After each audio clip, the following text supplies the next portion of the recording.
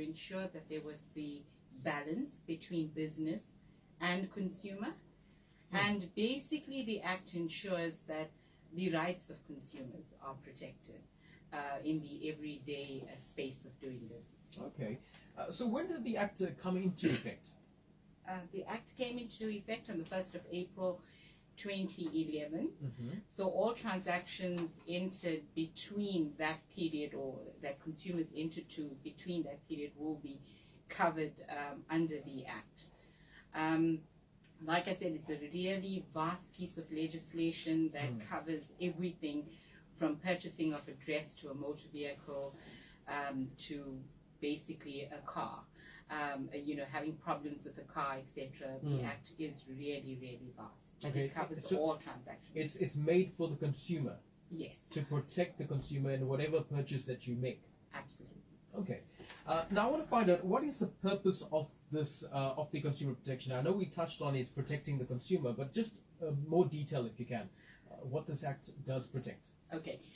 Basically, the Act enshrines the rights of consumers. Consumers in South Africa have 8 internationally accepted rights. However, we have tweaked the rights to be more relevant to us in South Africa. So we basically ensured that the entire purchase cycle is covered within this piece of legislation.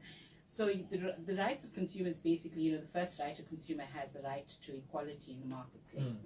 What this basically means for the consumer is that goods and services brought in should not just specifically target a particular market, but rather a market across.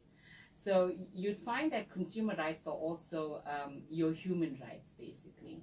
And if a right of consumer is violated, they could also take it up with the Equality Court. Then you have the consumer's right to privacy, which is a very important right in my opinion, because we have many people calling us and saying to us, I was at dinner and a company called me to sell me a product. And one begins to wonder, where did that company get my information from? 9 times out of 10, it's from when you've basically signed a contract for to gain credit or excess. And sometimes people are so taken aback or excited about the credit that they fail to tick the boxes. It's got to do with the fine print that they talk about. Precise. Because I've been guilty of that.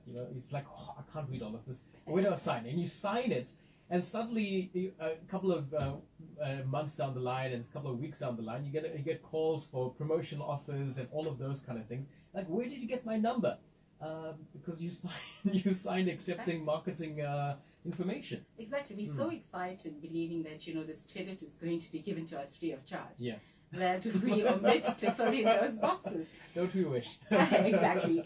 And what happens is that when you do that, your information is then sold or can be sold to other databases. Because remember, that is quite lucrative to have a database of 1 million people and then sell that at R1 each. So it's quite a lucrative business.